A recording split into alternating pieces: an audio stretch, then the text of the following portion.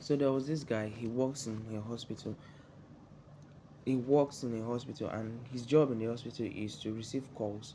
So he can receive calls from people outside who are trying to check in on their family members who are in the hospital. So he will connect the call to the room where the person is, and he also receives calls from the hospital itself, like patients who are in the hospital and who are trying to call social person. So they will call him, and then he will connect them to whoever it is that they want to talk to. So basically that was his job.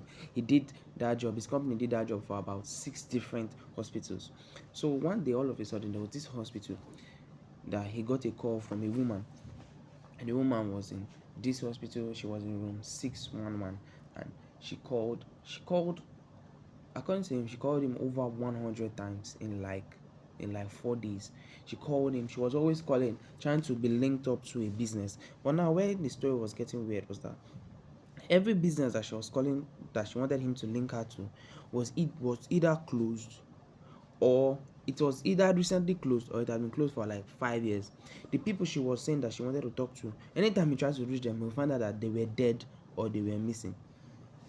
So he sort of got a bit confused. After a while, he said he would never forget the woman's voice, that it was a bit low, even though he could hear everything that the woman was saying. It was as if there was something in her throat. Obviously, it was an old woman, but it was as if there was something in her throat. Anyways, when these calls came up, the fact that I couldn't reach any of the people, he now called the nurse and the hospital and was like, um, maybe this person has some issues.